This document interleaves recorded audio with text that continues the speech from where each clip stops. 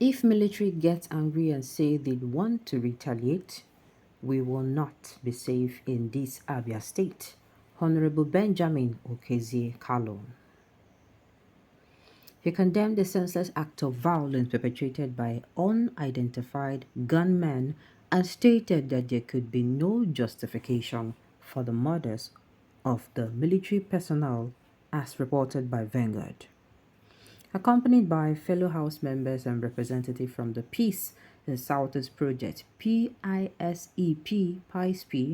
Kalu expressed solidarity with the bereaved families and pledged support for President Bola Ahmed Tinubu's directive to security agencies to apprehend the perpetrators and ensure justice is served. Expressing concern over potential retaliation by aggrieved military personnel, he stated that allowing the military to become angered in the state would endanger everyone's safety, stating that if they were to retaliate, no one would be safe in Abia State.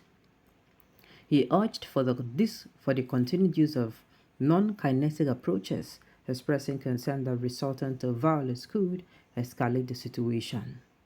Additionally, he pleaded with the military to take necessary steps to locate the perpetrators while reassuring them of their capabilities in addressing the issue. In his words, if you allow the military to be angry in this state, none of us will be safe. If they get angry and they say they want to retaliate, we will not be safe in this Abia state. And that is why we are still begging that non-kinetic approach is still what will work. Let us not be provoked by those we kept our gun. Let us not be provoked by those we kept our gun to save their life. They are not picking up their gun to shoot us. They have shot Nigeria. They shot the parliament when they shot their husbands. They shot the deputy speaker when they shot their husband. They shot the rest of us. We want to urge the military to please continue using your non-kinetic means. Do not, because of this provocation, go on rampage. But if there is any step to be taken to find those people, please do it. Do all you can because I know you can. Imo State Governor Hope Uzodinma has said the African traders face untold hardship as they are being subjected to post-shipment inspection outside the continent.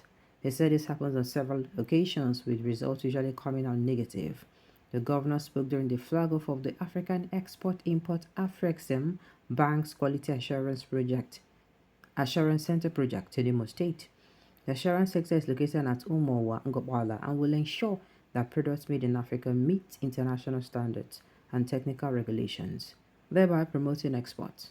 I recall on several occasions that our people have been subjected to post-shipment inspections outside African territory, and most of the results usually come out negative, the governor said.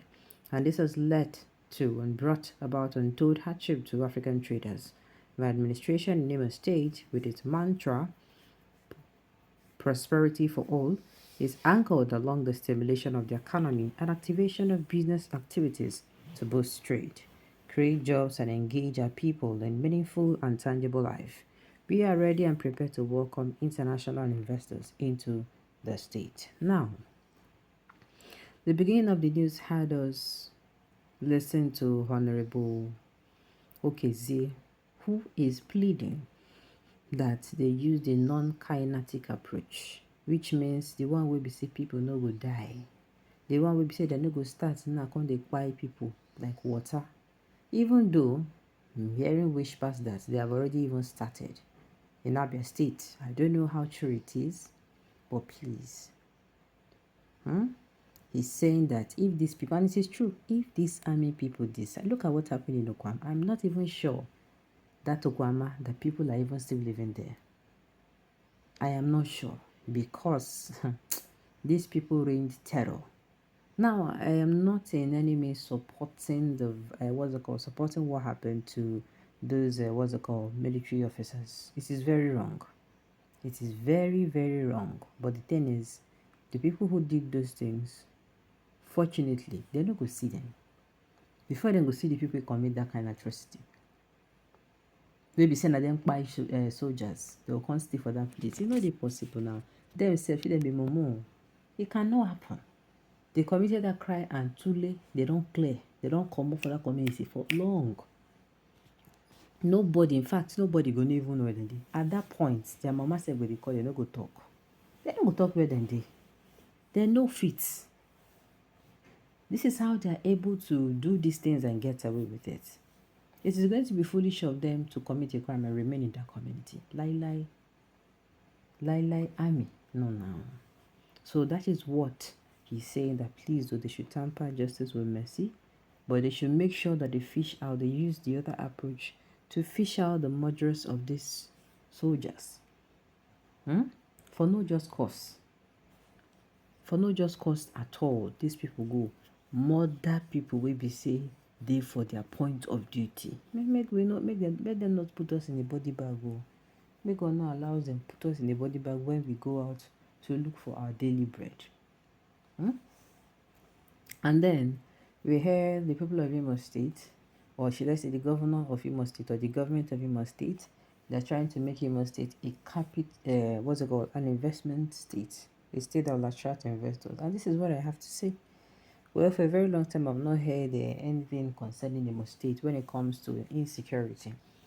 We know that once upon a time, Imo State, and then give the award for insecurity. I mean, for Southeast regional, as in there was a time back to back in Imo State, these people came out and they rained terror. But luckily, at least the people of Imo State, they're no longer at that place. And I'm saying to Governor Hope Uzodinma, it is not only by coming outside to speak, you have to put in the work. You have to put in the work so that the people of Imo State, just like you say, they're going to have investors.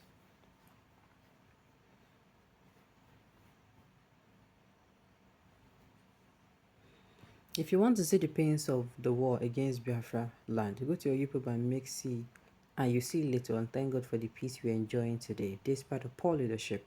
When it happens, some of these stupid politicians that are behind this secret sponsoring of these manners will leave us, the poor, in the country and take refuge in another peaceful country. So what Ben Okizikalu is saying is the truth. Just that the suffering of the populace sometimes used to blind our right thinking. True.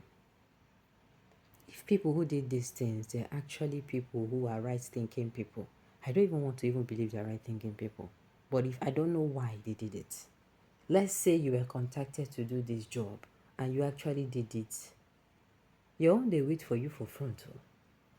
If you're a Christian, let's say he who slays by the sword will definitely. This one is not a matter of make the con this way for you.